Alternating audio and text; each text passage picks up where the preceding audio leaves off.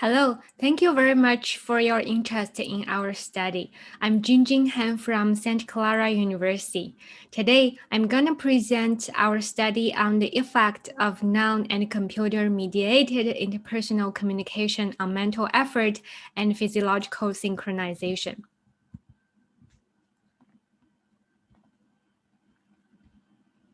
For many of us, the extreme dependency on video conferencing during the pandemic results in much mental fatigue. Zoom fatigue as a term quickly caught on, and many media outlets have reported this global phenomenon as one result of the pandemic. To understand the psychological and biological mechanism underlying the occurrence of Zoom fatigue, we examined differences in bodily synchronization and mental effort levels as a function of conversing using 4 different communication modalities, including face-to-face, video conferencing, or video call, and voice call, and texting or messaging. Based on previous literature and nonverbal communication theories, we hypothesized that in-person face-to-face communication should produce the strongest physiological synchrony and followed by video conferencing, voice call, and texting or messaging. And secondly, participants in the video conferencing condition should exhibit the highest level of mental effort than the other 4 talking conditions. This is a secondary data analysis from a larger research project in which dyads had a unconstructed conversation for 2 minutes, and during which ECG and EDA were measured. We extracted heart rate and RSA and skin conductance activity for this study for our analysis.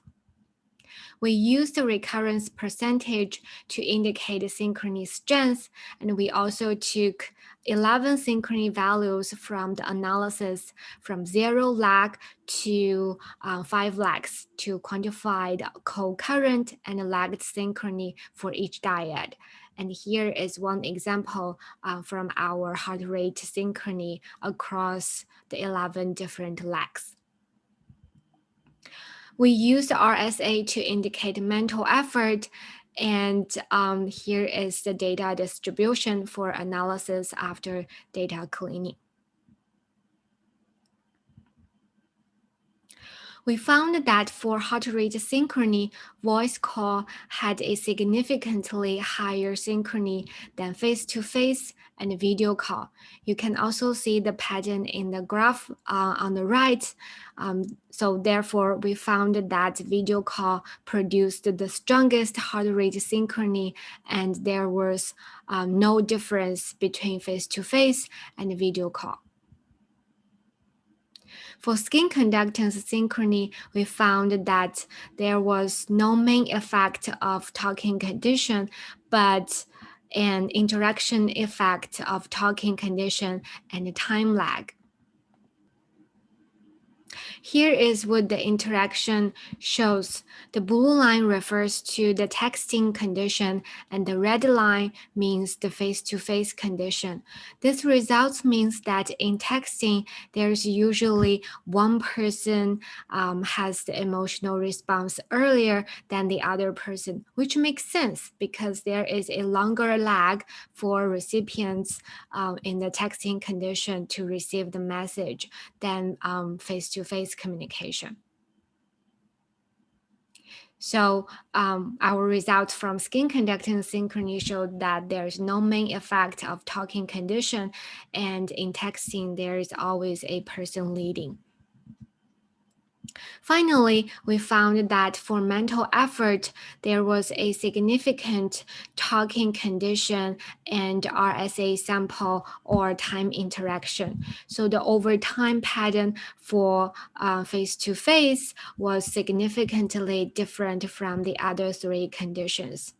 And as you can see from the graph here, the red line represents the face-to-face condition, and the green line represents the video call condition.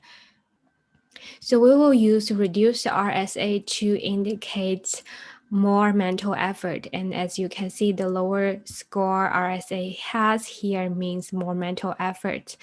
And with that, you can see that face-to-face communication needs the lowest amount of mental effort overall and also over time. And all other communication, computer mediated communication require more mental effort, especially at the beginning of this conversation. And so for a video call, you can see that for the first 80 seconds out of 120 participants paid more mental effort to the conversation.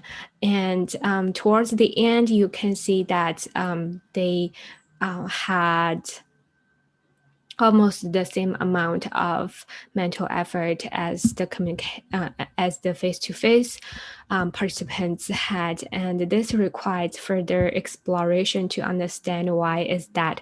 One possibility is that 2-second conversation is quite long, especially for an unstructured conversation, and from our data collection experience, this is likely that some participants kind of give up talking to one another. So we will use a time series of talking time later on to further understand the meaning of this part of the data we see here.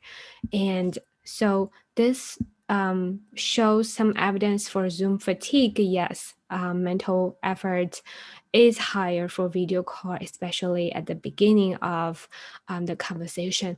And face-to-face is probably the most energy-saving option for human communication. And for voice call, we see that the mental effort starts high but decreases over time, and texting requires a constant higher level of mental effort. So for conclusion, we found that voice call produced the strongest heart rate synchrony compared to face-to-face and video conferencing, but did require more cognitive effort at the beginning.